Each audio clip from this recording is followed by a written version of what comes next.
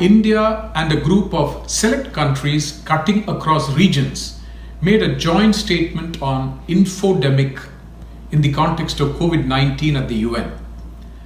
This statement was designed to counter exactly this type of disinformation being spread by countries like Pakistan in the context of COVID-19 to foment division and create disharmony among communities. Pakistan continues to do damage through such disinformation campaigns. Our joint statement received widespread political support from over 130 member states and observers.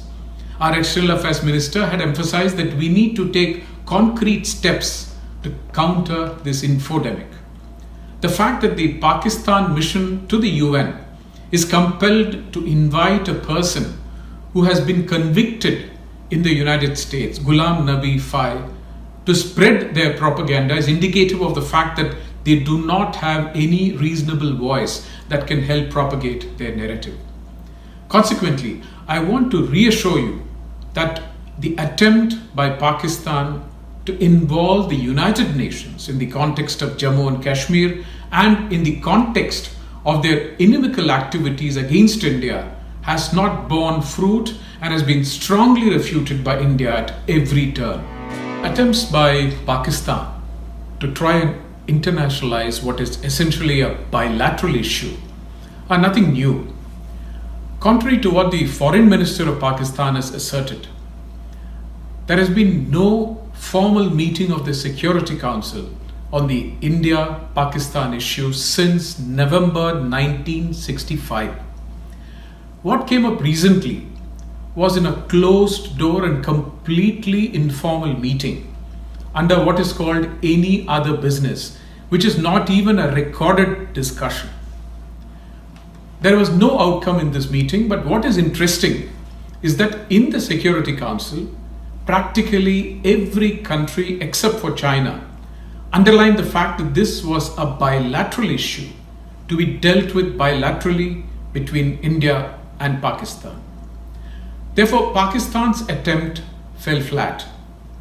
Even the United Nations Secretary General, in his statement last August, clearly referred to the 1972 bilateral Shimla Agreement. Consequently, Pakistan's efforts have not met with any traction in the United Nations Security Council. Even if Pakistan persists, there are no takers here in the United Nations. It's a well-known fact that Pakistan is the nerve center of terrorism. Pakistan is home to the largest number of listed terrorists. Internationally designated terrorist entities and individuals, including Jamaat al-Dawa, Lashkar-e-Taiba, Jaish-e-Mohammed, Hizbul Mujahideen, they're continuing their operations from Pakistan. Let me state that the UN and its reports have time and again reiterated the involvement of Pakistan in terrorist attacks abroad. Even in the recent report of the Analytical Support and Sanctions Monitoring Team under the 1267 Committee, which submits its report periodically on terrorist activities of ISIL, Al-Qaeda and its affiliates, it has several direct references to Pakistan's involvement. This report clearly mentions that Pakistanis are in leadership positions of terrorist groups.